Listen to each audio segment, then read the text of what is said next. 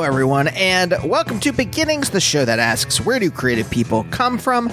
My name is Andy. I'm the host of the show and a writer and performer based in Los Angeles, California. I'll keep this intro quick. It's been pretty evil week, I think, in a real series of evil weeks. I was watching Chris Hedges, journalist, writer, former guest on Beginnings, Chris Hedges. I was watching his YouTube show. By the way, I always do think in the back of my head, it is kind of funny. And obviously on this show, I do ask very serious questions and we kind of get into some real stuff. So it's not like a lot of my comedic work outside of the fact that if my guest has a sense of humor, then we can goof around maybe a little bit in the margins. But I do think it's funny. Chris Hedges, Terry Riley, Hal Hartley, people who are fairly serious in their work. Well, I guess Hal Hartley has a lot of a comedic edge to him, but he's very poetic in his filmmaking. Anyway, the point is, I always think about these people when I'm on Blue Sky and I'm writing a joke about piss or something like that. And I'm like, how does any of this add up to a coherent person? I mean myself.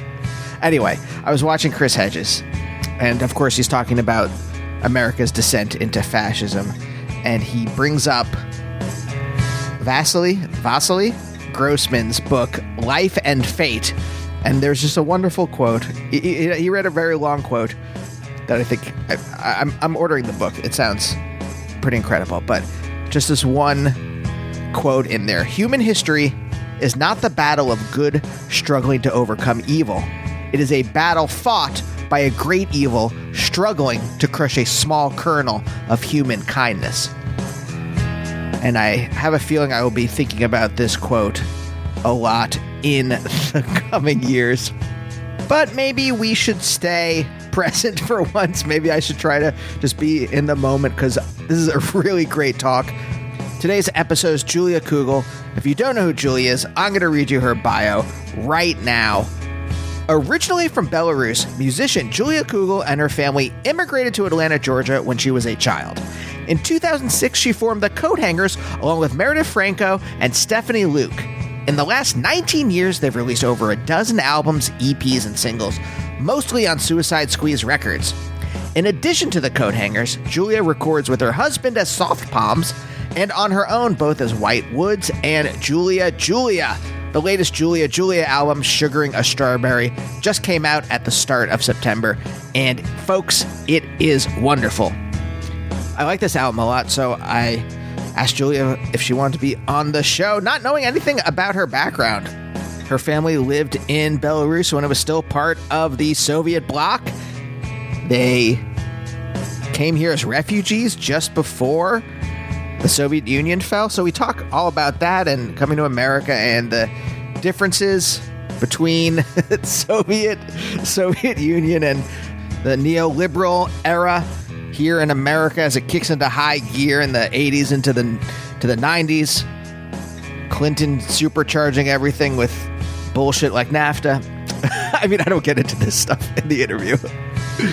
But it is interesting, I think one of the things is when you start to realize just how bad capitalism is, specifically neoliberal capitalism in the last 40, 50 years here, there is a certain kind of romanticization of communism. And then you talk to someone who lived under the authoritarian version of it as opposed to the egalitarian ideal. And you're like, right. Okay, I see. Anyway, this is great. Julia's awesome. I hope you enjoy this episode. Coming up on the show, I got some journalists and writers that are on tap. I haven't recorded yet, so I won't say who they are, but these were very cool. Mark Hollander from Axac Mobile, founder of Cram Discs. That was really awesome. We talked about growing up in Belgium in the wake of World War II. Also, I just talked to Jolton Mayfield today, who is a newer kind of alt-country guy I love his new album. That was an amazing talk. We talked about him growing up in a Pentecostal church and how he kind of broke away from that. So, anyway, stay tuned for those. But for now, let's talk to Julia.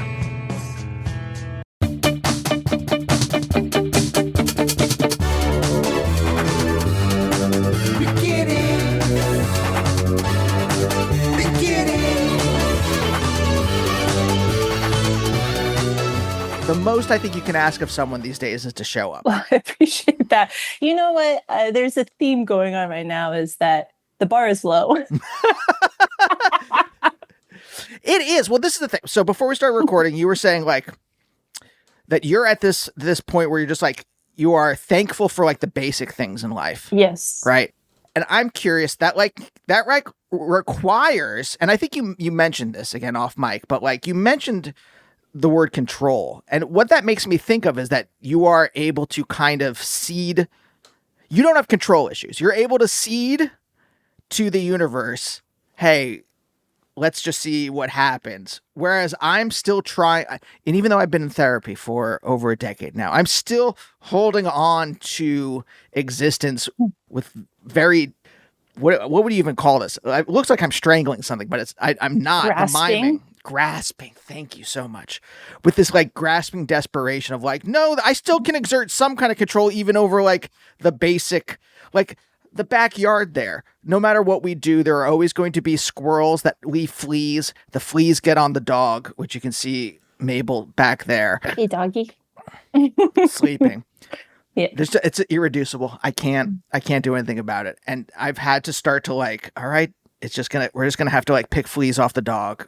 She has flea medication, but sometimes a flea's gonna get in the house, and that's just it. But you seem to be in a space where maybe you're a little less grasping like I am. Is that true? Well, I think so. I think there's like one I learned from being on tour, is that you really have very little control besides your own attitude, and maybe if you're driving, you have some control over what's going to happen and where you're going. And so, and then just kind of just living in the world. Like, speaking of fleas, my husband got typhus. No. Yes, from fleas, because we were helping some rescued kittens. So if you have a PSA, if you have a headache and a fever and it's not COVID, it might be typhus. And it was like no one could, this just recently, and no one could figure out what it was. Doctors don't know it. And then I got a random phone call from a friend that was like, maybe it's typhus. And I was like, oh my God, it's typhus. Like, so I do believe in like in the flow of things and the quantum field and all that kind of thing where like the universe will speak to you and stuff like that. And so that is my escape. That is what I tend to lean into, especially when things get so out of control that I have to, it's called, I think, radical acceptance, where you just like, well, this is happening. And now it's like, what do I do in this situation? There's no way I can change it. The only thing I can do is like move forward. And that's what I have learned to do with almost everything. It's like, I mean, on tour so many times, it'll be like, well, this is happening. All right. Like, whether it's someone extra coming in and creating chaos, or the people in the band or people in the crew that's just like, all right.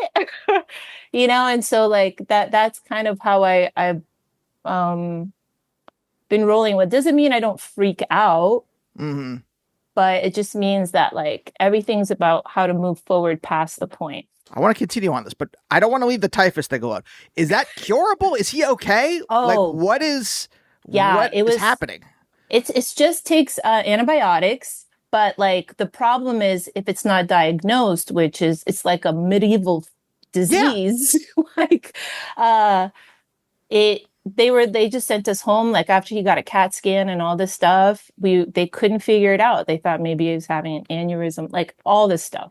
And yeah, so it's real simple if you can diagnose it. It's just like very strong antibiotics. Um, but you just have to know that maybe it's typhus. Yeah, yeah, that's the I mean, I remember reading about it in that. Do you remember Mouse? It was Art Spiegelman's comic about his father's experiences in the Holocaust at one of the concentration camps, and he draws everyone as like a mouse, and I think the Nazis are cats. I forget exactly the metaphor, but typhus is mentioned as one of the diseases they're getting in concentration Stop. camps. That's the only context I have for typhus. Whoa, no, I had no idea. I just knew, like, I read a few like Long Beach warnings, like, oh, there's a typhus thing going around. And I was like, what's that? That's crazy. I don't even know. That's when it clicked in when my friend was like, it might be typhus because this kid got it and went into organ failure. I mean, Jesus. it's serious. So I felt like, and going through stuff like that, that's when you kind of get grateful for just like every day that someone in your family doesn't have typhus. Like sometimes Right. those things that are just so horrible, they make you appreciate every day that's not horrible, not directly in your face. Like, oh, there's no emergency, knock on wood today. Awesome. It's a great day. We have food and we have, working stuff, a refrigerator. We had the reason we got these fleas is because there was a woman in the neighborhood that had been infested with cats and she had no resources and she's in her 60s and she didn't have a working refrigerator and delivered a refrigerator to her and rescued some of these kittens. And it's like, those are the basics. She didn't have a refrigerator. Yeah. But Yeah. when you like get back, when you get down to what people have and don't have, and then that makes you like kind of grateful for what you do. And then I came home, I was like, thank you, refrigerator. Thank you for like it's a game changer in terms of like quality of life. So not to be like, you know, but what we have is still like enough to be grateful for. Yeah, for sure. And I think this woman's experience, especially in America in 2025, is not out. It's not an outlier. Like Dude. her experience is becoming more and more. I think I saw a statistic yesterday where it's like 60% of Americans are living paycheck to paycheck. And I know like the debt has to be out of control, and we're just not talking about it, or it's not being talked about in because the debt was out of control in 2008, which led to that crash, and nothing ever changed after that. So it's now 17 years later, and I have to imagine that there's just a bubble somewhere. I thought it was going to be commercial real estate. I thought that's where the bubble, but the government seems to be subsidizing that, or something's happening there, so that's not going to burst. So where's AI? Where's it going to burst? That's what we're all dealing with now.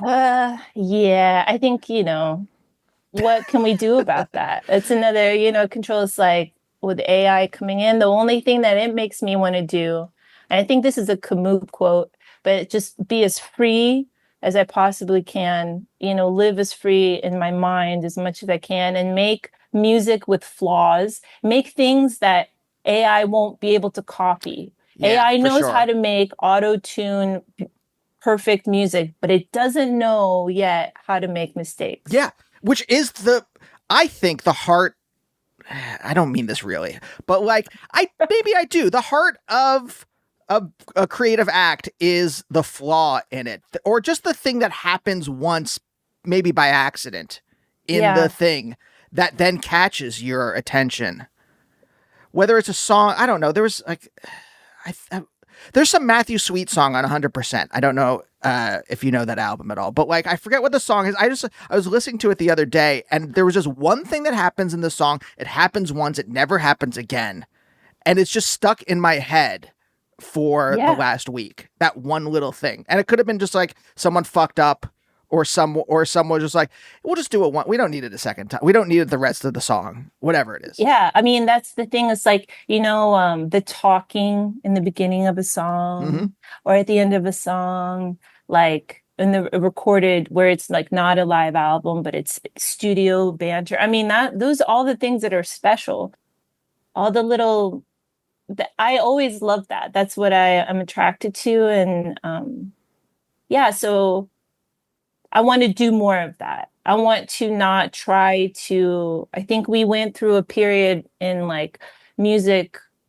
I'll just speak on music because it's what I know, but where everyone tried to sound like a computer, with like early 2000s coming in, everyone tried to be very, very polished into the auto tune situation where everyone tried to make everything so perfect sound like a computer.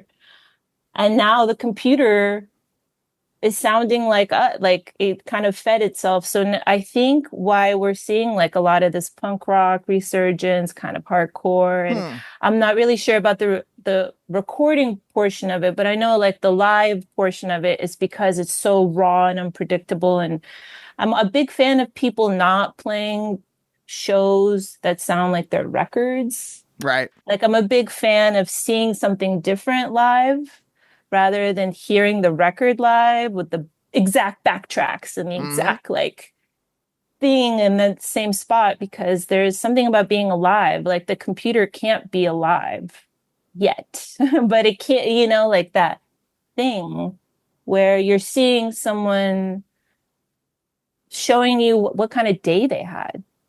Yeah. Like sometimes they have a bad day and sometimes it's a good day. And then that's where they're working it out on stage. Like I really enjoy honesty in that way rather than an entertainer trying to entertain me with what they think I want to see. There's a place for that too, but like that's what I always thought was like punk. I never thought punk was like a style. It was like more of an attitude, So like, not that we're talking about punk, but that's what I kind of I am drawn to. Yeah. Well, let me ask you this, going back to the idea of touring and this idea of like the imperfections being at the heart of, let's say, genuine creativity, whatever that really means, the word genuine. But like, what was the process of you learning to let go? Was it purely touring and just like, we're doing what, 15, 30 dates, whatever. I don't have control over any of this stuff, like you said, except for like maybe when I'm driving, I can control where the wheel goes. And hey, if I gotta, maybe I'll feel bad and I'll just drive us into a ditch someday, whatever the feeling is. But is it just that? Are things in your life as you go on living, like you start off kind of like tight and then life happens? Like what is going on in your life where you learn to let go in such a way? Or are you like that at the beginning and just like touring maybe loosens you up even more? I think my whole life has been a lesson of letting go. Like I was born not in this country, and I came over as a refugee. So there was like, just at 7, I had no control over my environment. Everything was new. So like I always kind of, I don't know, went inward to try to like make sense of it all. But yeah, in touring and putting myself out there, where I'm like, I describe myself as like a turtle. I like to be in my shell and just like the shell is safe. And that was like being in a band, putting yourself out there for criticism, and then putting yourself out there for physical interaction. And like the stage is the place I understand the most. That's where I could be most free, most honest. For some reason, even having a half an inch of a platform just creates a whole space where you could be honest. And then everything else about it is challenging. You can't control your environment. Like I said, like you are never alone, never, ever, ever, ever alone. Like, so yeah, that is where I learned how to let go and have to go with the flow. Have to.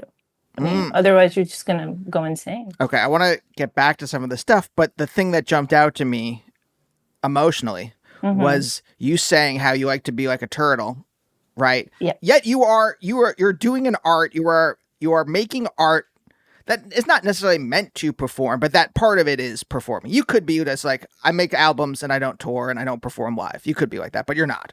So what is the impulse in you where you're like, okay, I do want to kind of hide in my shell, but I need to share this. What is the feeling that propels you past your shell? I think it's just being, I still feel protected on stage. Like I mentioned, when I'm performing, I still feel protected because I don't know why actually, but it is a very like a safe place because I could just scream the F word like a maniac. And for some reason, everyone's like, yeah. And if I did that on the corner outside my house, people would be like, she's a fucking nutcase, you know? So like or I could cry or I could, whatever. And like, I tend to be really honest and that I think is what draws me to it because I can sit here and think and, be in my house and contemplate. But like once I'm on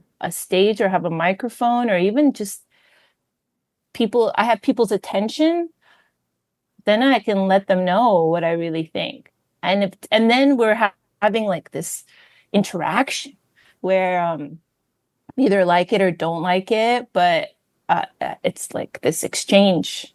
And not to be a total hippie, but it's an energy. And then we create like this energy, and then when we release it all together, like then everyone goes home lighter. Whether it's two people or whatever. I even remember I used to perform when I was a kid for my family, like on the table and sing, do the whole thing. Like that's where I've always been able to come out of my shell. And you feel safe. Sorry, I don't. Yeah. I don't feel that safe emoting in real life. No. And by real life, I mean separate from the stage, even though that's real life. But I mean like in a non-performative context, I don't feel that. Obviously, like our cat is elderly and kind of ailing at the moment. And so like it's very emotional caring for him. And, there's a lot of vet visits and a lot of like things. And so like around my wife, like we can kind of like cry. But outside of, like I feel safe with my wife, but maybe not obviously. Maybe that's not not everyone.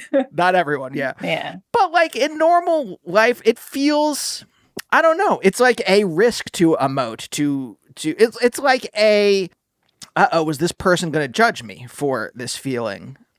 But this is what I'm curious about. Like even in this context where like you have thousands of people looking at you, you feel safe there. That's what I find interesting. Yeah, because it's like, I don't have like I don't have to worry about what they think. They're just looking at it as a performance, They don't. I don't know that they're looking for answers or whatever. They're just there because, they happen to be there. Or I just don't feel as responsible for people's reactions when I'm on a stage than when I'm in a room. That's when I really feel like, oh, I need to make sure they feel comfortable. I need to make sure they feel I can't say something that's like too one way or the other. I'm like really conscientious of how I present myself and making sure everyone feels okay. But when I'm on a stage, I just give myself permission to make myself feel okay. Like, this is what I want to do now. And yeah, I can get pretty ballsy with it. And it's like totally fine. And people love it. Even if I say like, fuck you to someone, they're like, yeah, she just said fuck you to me. And it's like, how is this happening? But only in that context does that work. I don't know. I can't really explain why, but it feels like everyone understands that we're all part of the show. Like, this is the movie that we're in right now, and we're all like active participants in this thing, and it's fine. No, I think you nailed it, which is that when there's a performance going on and that people are there specifically to see you, right? There is a certain kind of existential ticket that they've also bought, right? Along with the physical one, where they're like, as long as they're not assholes, which obviously there's going to be some percentage at any show, but like they are there to be part of a thing. And so it is like when you said movie, it is almost like a suspension of disbelief where you're like, I'm going to be here. It's also why I think now that you're saying this, It's also why I'm always jealous of musicians, because you can say whatever you want on stage and get a laugh, versus if I'm on stage is specifically as a comedian. And so there's an expectation that it's going to be funny, whereas you don't have that expectation. So you can say something that's like not even funny, but like maybe we'll say maybe mildly funny and get a huge reaction from the audience. Yeah. Like, Yeah. It doesn't yeah. make any sense. Yeah. Yeah. So there's that suspension of disbelief. But whereas when it's like, sorry, I'm pointing to my backyard right now. Yeah. But if I'm hanging out with a friend in the backyard, there's no expectation of something. So if I say something stupid or I say a joke that fails and they just look at me, they didn't buy an existential ticket. They just bought a friend ticket to the backyard. For the listener, I gave charge your friends. Oh yeah, $20. You want to hang out? It's $20. And look, the money goes. I don't keep the money. It goes to a charity, so they feel okay. But like, okay, that's good. That makes sense. but I think you nailed it with that. Yes, that's been something that's always like stuck in the back of my head. I'm like, why is this like this? Yeah, I think that's why it becomes like something almost like you get addicted to. You know, that chance, that opportunity to. That I think the only way I can describe is just being free. Like I don't approach it like I'm entertaining anyone, but and I never have. It's kind of, I'm a shithead, you know. I grew up a shithead, and that's just part of who I am. And I'm like, no, I don't know. And like, and like with the Coathangers, especially, you know, we're just kind of like, this is who we are today, and sometimes it's this way and sometimes it's that way. And we toured with bands definitely that always did the kick in this place and always did the thing in this place, and it was like, that's a thing. It takes a lot of discipline, but it's just not some of the thing I'm attracted to. So like, no judgment, but like, yeah, I'm attracted to something else. And so that's being I kind of like in 2020 when it was, you know, the great break. I was like, I don't know if I want to do this anymore. You know, it's like it became really daunting, and all the stuff that goes with the music industry, you know, mostly sucks. And so I was like, maybe I don't like to do this. And then we got a couple of shows, and I just remember like standing on the stage, and I was like, strumming the guitar at sound check, and I was like, actually, I think I like this. I think this is the only thing I'm kind of good at. Yeah. You know, I'm good at like a little at other things, but and then I got that fever back, that need to sort of go up there and be a relief or have a sense of relief. And then you could tell that the audience has that too. Yeah, it's really, really wonderful. Yeah, there is something though that like, well, I'm curious about this. Was there ever a point where you were like, well, this is now a profession. Okay, we're not going to like have this choreographed out to the point where like, I know when I'm going to like in my mind, it was like Weezer or something like that. I don't even know if they're like that, but in my head, it feels like they are choreographed to the point where like Rivers Cuomo will move his guitar up like this. And I have no idea. I haven't seen them in concert since like 1998. So I have no idea what they're doing these days, but just in my head, that was the first one that popped in. I am curious if like there was a point where like, okay, so we're not choreographed, but this is a performance. This is something. Or is it just like, no, that like that, the idea of this being something more than just like this raw expression gets in the way of this is not your word, but I'll just say authenticity, whatever that might mean. I think that, you know, after years, there tends to be a pressure to move to the next level. Mm-hmm. And then the next level has expectations or something like that, or maybe what your observations are of the next level. But the three of us, at least for Coathangers, like we were just, I think we're all, and you know, I'm maybe speaking for other people or I shouldn't, but kind of shitheads in that way, where you really couldn't like tame us. So as much as we like, basically we tried to play better and be more on top of it and be more professional. But that was like the extent of it. I don't recall at any point where we were able to choreograph something or say the same thing every time. I mean, I think like, hey, we're the Coathangers from Atlanta, Georgia. It's a pleasure to be here. That's pretty much like that. What I did have like a thing or a thank you, but like in the middle, that I think we all kind of lived in the moment. So there was a want to be professional, but it never got to a point of like choreographed or too professional, too polished. Which I mean, I don't know, maybe that was to our detriment or something, but we did like, you know, we always kind of wore uniform because it felt like a stronger presentation of like this sort of gang that we were. And that kind of ended up being a thing. But yeah, no, I don't think I never put myself in the position where I would have to compete with Weezer. Yeah. I always, like kind of like we are our own thing. And yeah, I never knew what the industry like. Well, no, I knew what the industry wanted, but I on purpose like didn't give it to them. Like we didn't put our faces on our records until like our fourth record. Now I spoke to someone from Bananarama, the woman from, and they weren't not allowed not to put their faces on their records. Like, and this is, I think, specifically woman based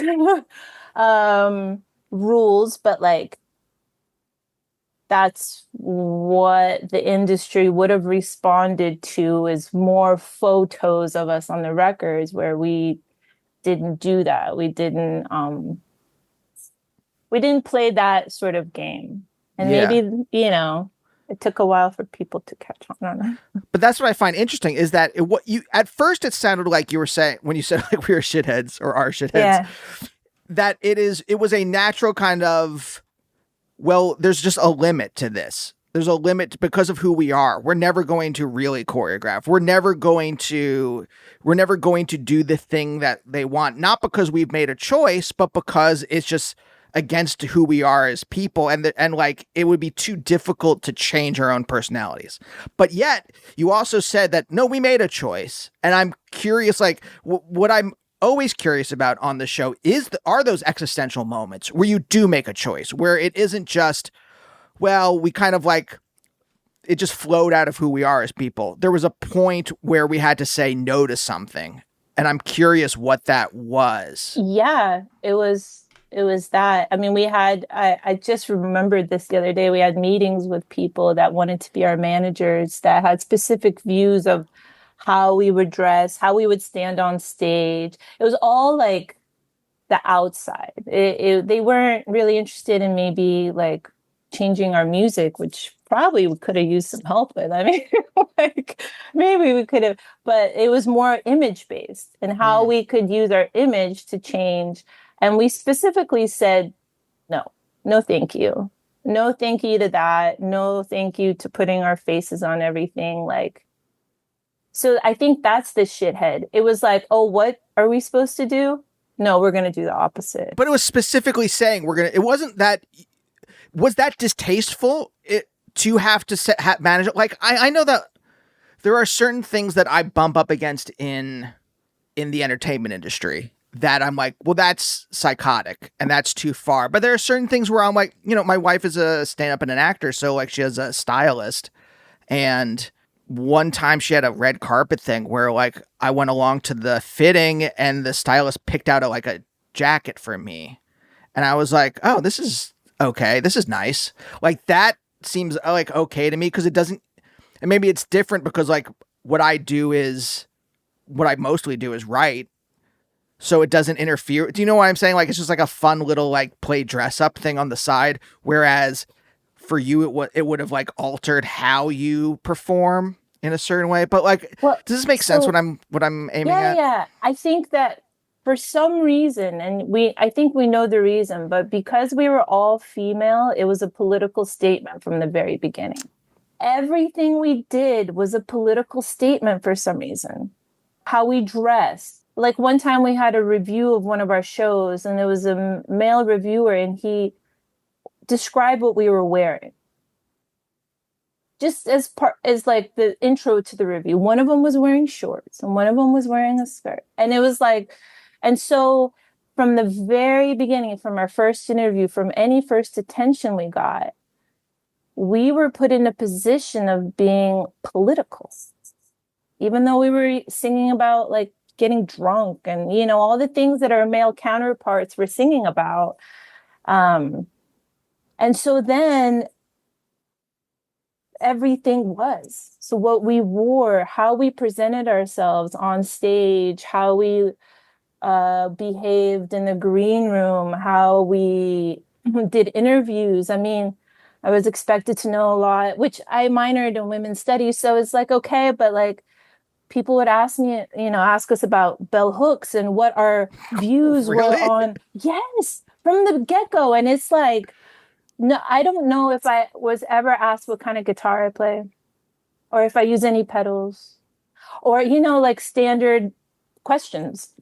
So, yeah, I think that's when it was like every decision was then hyper important because it was going like, no, like, just fuck your system then. Well, why are you putting me like everything, like how we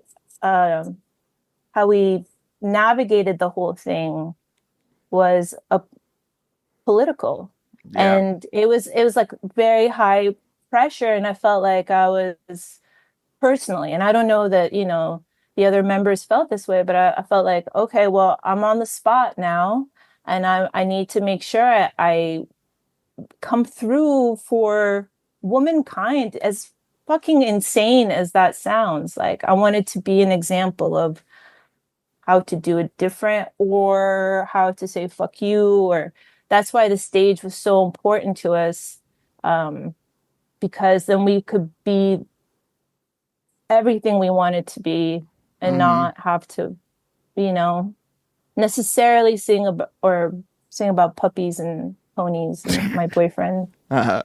You know, sorry, like, yeah, I was in my head just imagining like someone interviewing the Strokes about Judith Butler or something like that. And I'm just like, yeah, and I know this. I know, like, look, I'm aware that it happens. It just hearing the specifics always just leaves me feeling insane. Every single interview for the first at least 5 to 7 years.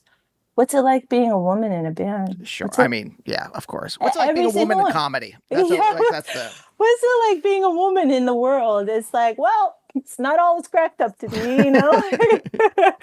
Shit's weird, but like, yeah, it's very, yeah, it's a different experience. I didn't really realize how different it was until I started playing with, you know, other people, or even being at shows with all male bands or something. And I was like, oh, look at that.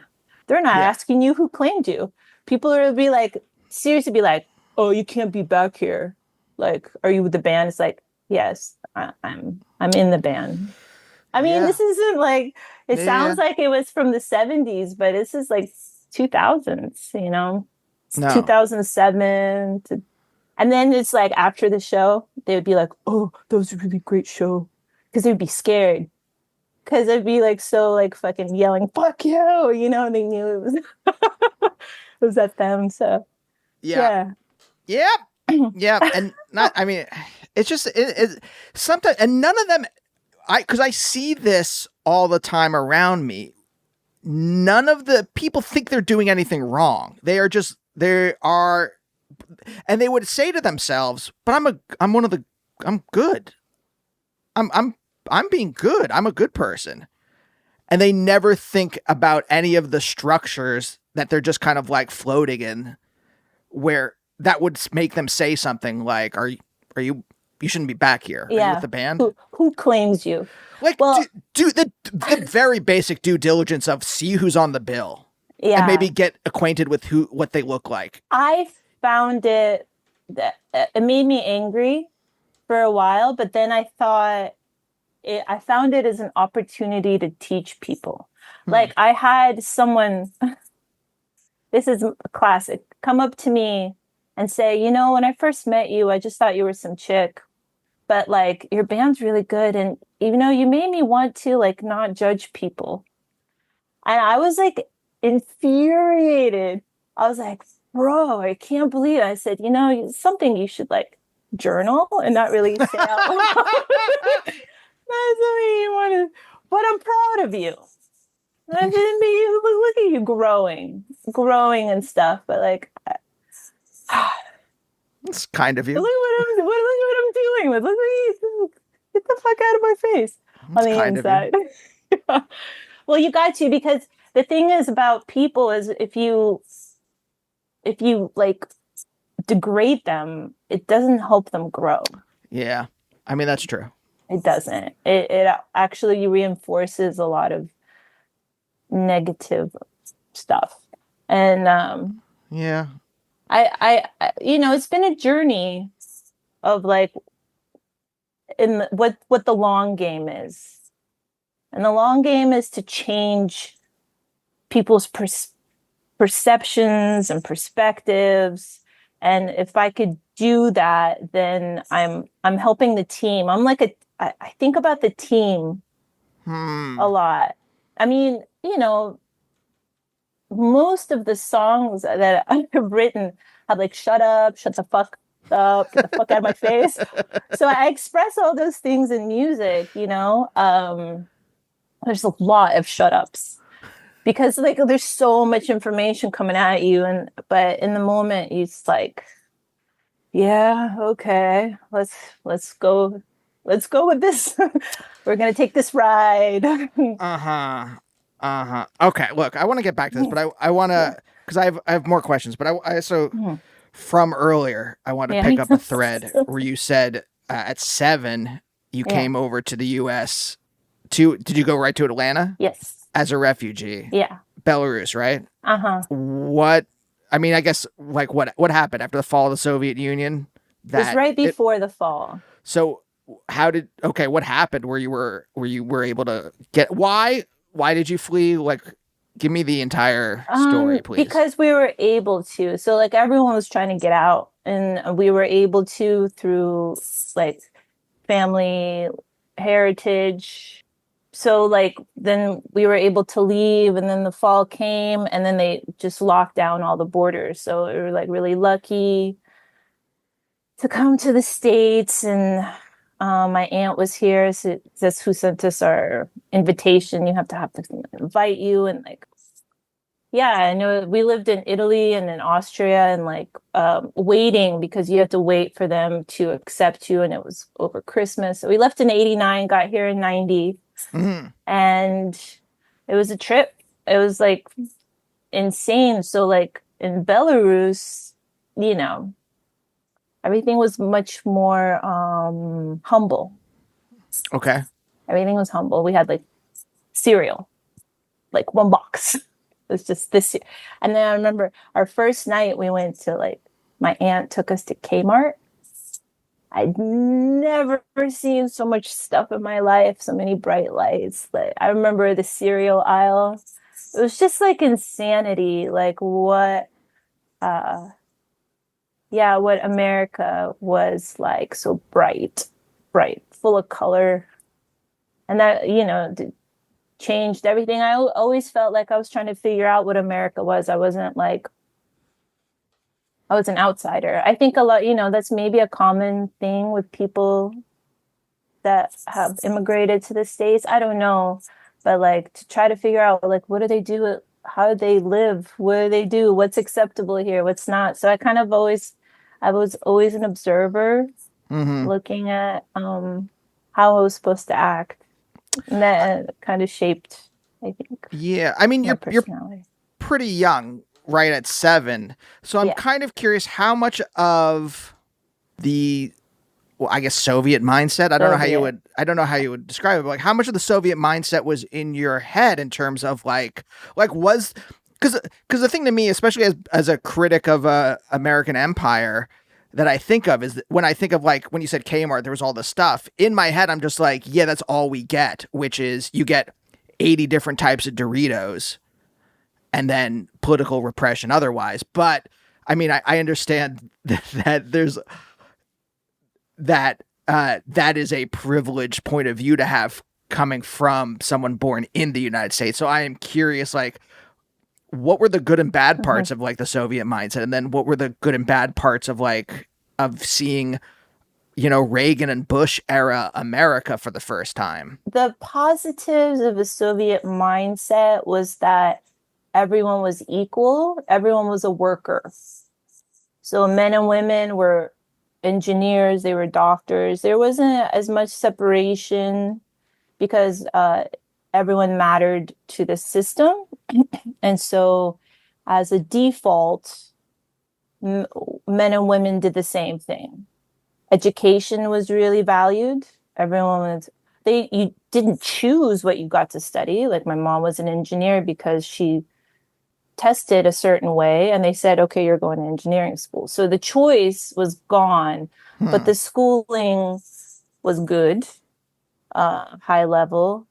The negative part is that, and what I'm seeing happening here, is that there was a lot of uh, jealousy, negativity between people because they're the mindset was that we're battling with each other, not the government. Sort of Hmm. how we have going on right now, and how we have in the music industry, where it's like bands pitted against bands when really it's them.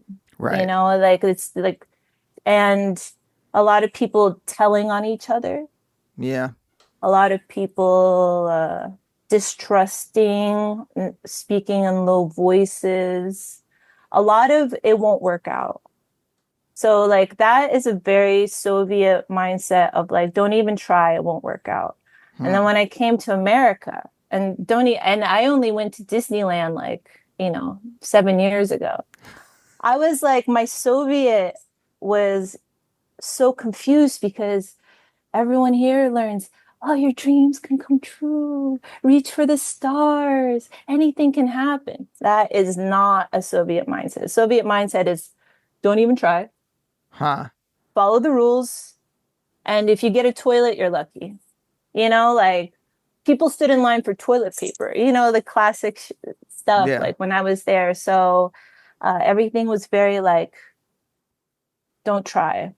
It's not gonna work. How does that affect your own path in terms of like your mom? You said she didn't want to be an engineer, No. but she tested into it, and there you go. That's your job. Whatever I want to say about America, existentially, you're allowed to reach for something. Yeah. Whether the kind of political structures will allow you to get to a certain height is another story, but certainly you can at least try. And Mm-hmm. I'm curious about like seeing, did your was your dad also same kind of thing, like tested into a job and then that was just it? Absolutely. That's how everyone does. They used to go and as children, observe children say, oh, she looks like she's good at gymnastics. We should, put her in this Olympian thing. Or like I was tested into music school and I got into music school. So I was on a path of in that regard of, this is the talent. They seek it out. Yeah. Yeah. I think it affected me greatly, and because I was in a band with Americans, they were like, "We should go out. We should like tour." And I was like, "Dude, it's never gonna work." Like the Soviet Huh. in me. And so like I went with it. They were the driving force of us really trying because I knew I could do it. Like I could write, whatever.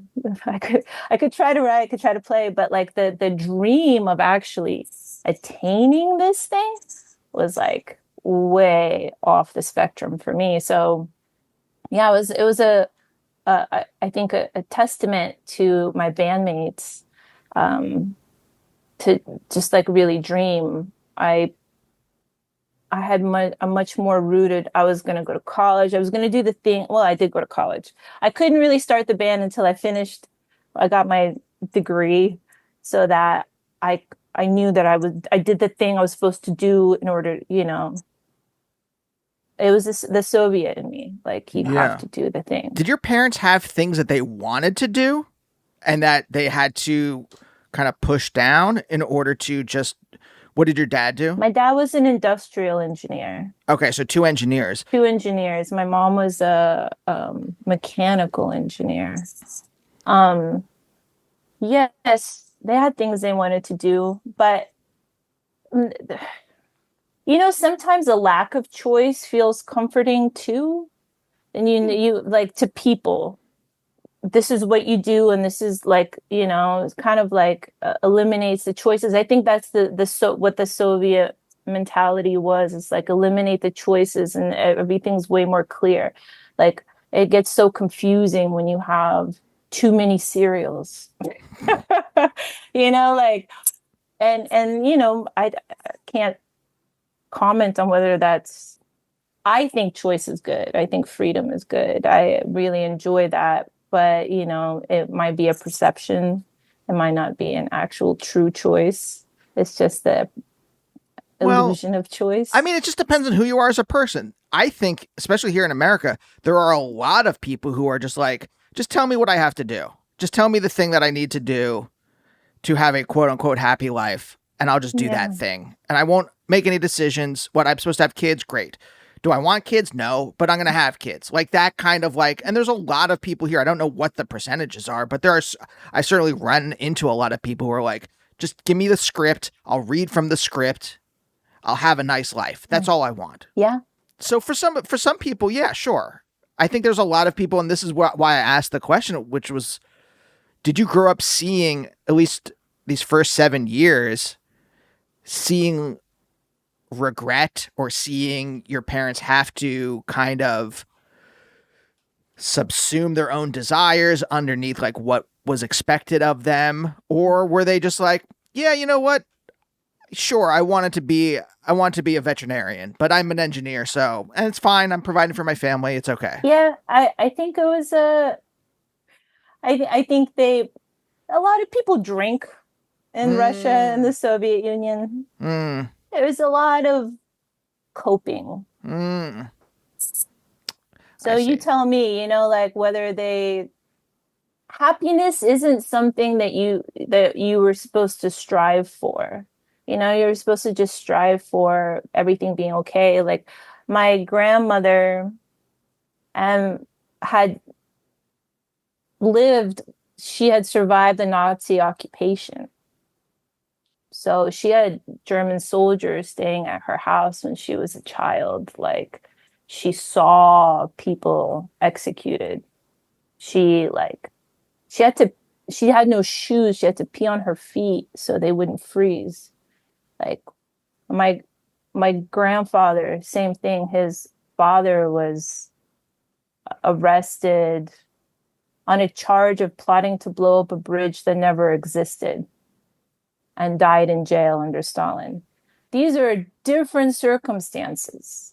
When I'm telling you, like, you're happy to have toilet paper and a fucking meal, that is why. Where I come from, the war was, and the atrocities of war were really fresh. And yeah, the dreaming part, that's just like like such a luxury. I never saw anyone dream Hmm. there. I don't remember that. I remember everyone just working, head down, like that was the vibe. You just made it through. Um, so when I came here and I saw all this color and all this, it was like, what?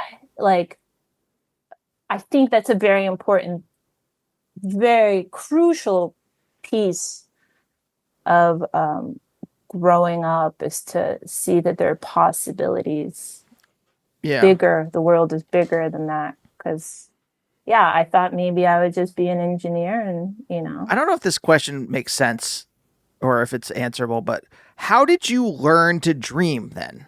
Does that make does it, I know it's like a broad, but like, do you know what I mean? Like if you were grew up at least to the age of 7, which is still like you're a conscious being. yeah. You have choices and you have wants and desires. Maybe they're not articulated at the age of 7, but they're there.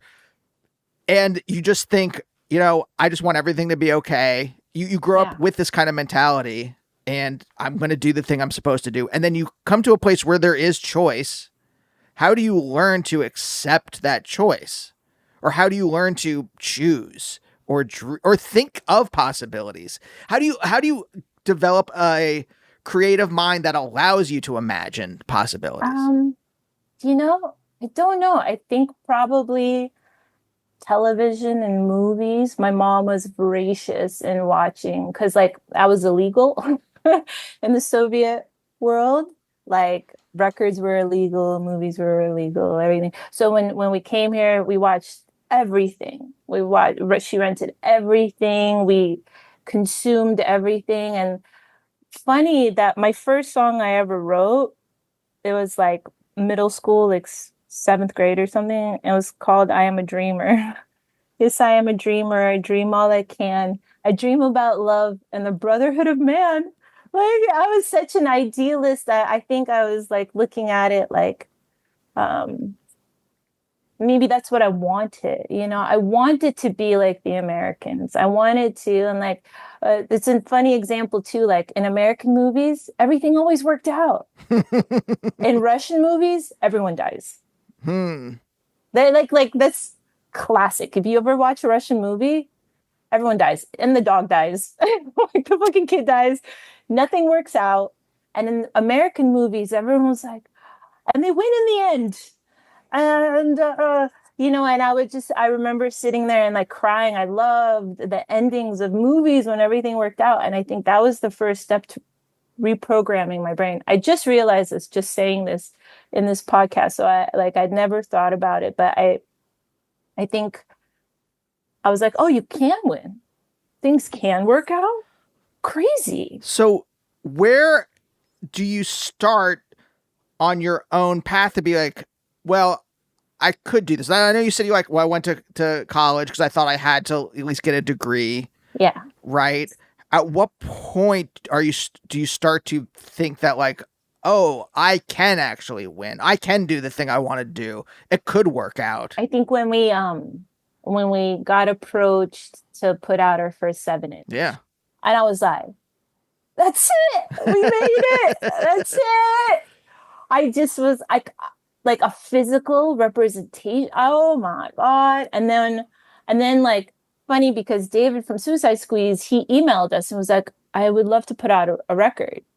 And we ignored it because we thought it was a joke. Like he had mistakenly contacted us on MySpace. And he had to be like, no, seriously, guys. And I had like a couple of his 7-inches from the label. And I was like, what? And I remember I couldn't even talk to him. Like Stephanie talked to him because I was like, I can't even handle this. Like my brain is going to explode. And so when it started becoming real and manifesting into releases and records, like, and then that part of me, the Soviet part of me was like, well, you just got to keep moving. You just got to keep working. Like this is the opportunity is like, ugh. So I just went full force into that. Like, this is happening. And I just remember being like, oh, I released one record and then it was like the second one and then the third, and it was like a tour and I was like, like everything was just this magical, unexpected thing, like development. And I just went with that. Like anything that reinforced that something could go in that direction, I clung to it. I went for it. It was everything to me. When you moved here, are you allowed to what are you allowed to bring with you? Well, nothing. They actually searched us before and they took anything valuable. So I think some clothes. We packed up a box full of stuff that was shipped over here, but it had been opened and they took everything valuable from it. So like my mom's sewing machine. So it's like we got some books. I have like Alice in Wonderland in Russian. But really nothing. I think I got some like donated toys when we were in Austria. So I had like a stuffed crow, which is kind of it's kind of goth, but I had like a stuffed animal that was a crow. Seems quintessentially Germanic. Yes, yeah. And nothing.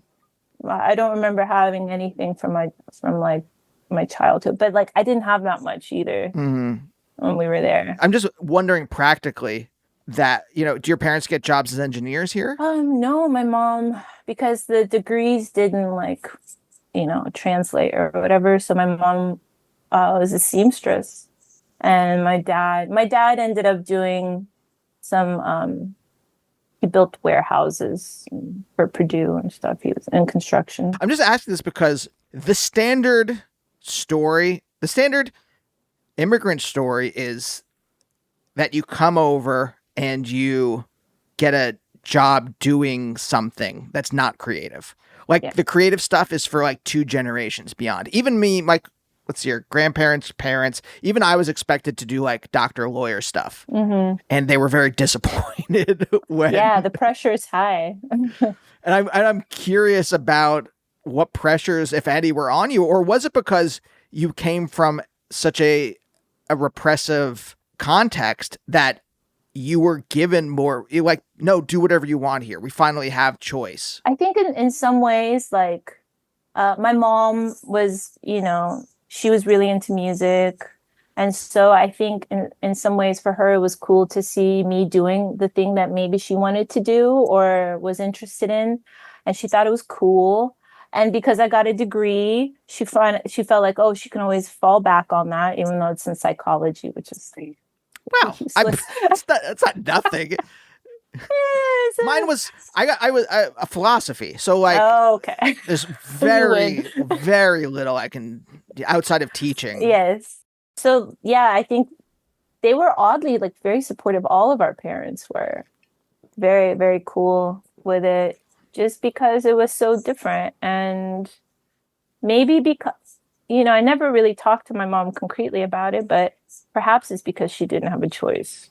And she was like, wow, this is cool. And then, yeah, kind of just my family in Belarus just was like, what? How are you doing this? I always said I was like the American dream, I like came here and went to college on scholarship, and like America's really taking care of me. Mm-hmm. I believe in the ideals of this country because I've seen what just having ideals is just so important rather than having nothing that we're striving for, So yeah, I am kind of like that. Like the immigrant kid came over here with nothing, worked because of my family, and my sister is an accountant, so she did the thing. She did the official. So that took the heat off of you a little bit. Yes, yeah. Absolutely, because she was like, she did the thing, like, and then because I was the younger kid too, I think I was able to sort of like fuck off a bit more. But you've seen. It's not like you came from. I'm trying to think of like France, whatever, right? Mm-hmm. You've seen authoritarianism up close. Oh, yeah. And so I have to imagine that just being able to, whatever good stuff there was about the Soviet model, like you said, or like, yeah, whatever you want to say about it, once kind of neoliberal capitalism flooded in, the life expectancy dipped by decades. So, yeah. But like, there was this kind of, I don't know, I'm struggling to think of like how to really characterize it, but like you saw up close and you've seen when you are allowed to kind of choose existential, let's just stick with the existential. We can get rid of like the political, and we can not have to debate that stuff necessarily, but like existentially being allowed to open up. Was it ever dizzying, I guess is the thing I'm thinking of, when you go from one cereal to 30 cereals, was that a dizzying moment to have choice open up to you in a way it never had been before? Not to me. I think I was just excited. I think I was so excited to see all the color, like I just remember the colors. I remember like trying different cereals. Can we try this one? Can we try that one? And maybe it was at an age where like you're like starting to really explore possibilities. And I was stoked. I was like a sponge. I just took in everything. I knew the words to every song, like I still do from the 90s. I don't know how. I knew every harmony. I soaked it all in. Like I loved it. I loved having choice. That wasn't a problem for me. I didn't want to not have a choice. I wanted to. There's so much to see. Like the world just went from like grayscale to color. Yeah. Yeah, that's what's in my head. It was like a gray Soviet cartoon that suddenly transitions into a Disney. Yeah. And I was like, what? And crazy. And I went back one time in like, I can't even remember the year, 2013 or something like that. And it was beautiful. And this is the first time I kind of was like, oh these are my people. Like I felt so close to the population there in Belarus. So beautiful. It's a beautiful country. Yeah, and it was, it had color. Sure. It's a little like on the oppressive side, if you get real into it, but on the outside. But yeah, I really enjoyed it. I think it's probably inspired me the most is having the color and the choice and also like different people. Okay, you have to think in the Soviet world, there was no cultural diversity. I remember seeing like people of different ethnicities for the first time. And I was like, so blown away. It was so exciting. Yeah, especially moving to Atlanta. Yes. And there's so much. Like, I'd never seen, because we had some like students from Africa. I remember seeing some African students in Belarus. I'd never seen any like Asian people. I'd never seen any Latin people before. And it was so like, again, with the cultures are so bright and vibrant and so exciting. Oh my goodness, so exciting. I just remember like staring at people being like, like eating potatoes your whole life and then you get a taco or like, you're like, what? Like, just flavor, just like, that's another thing I love about this country. It's a social experiment on such a level of all these cultures together with the whatever, but like on the upside, you don't see that anywhere. At least I didn't.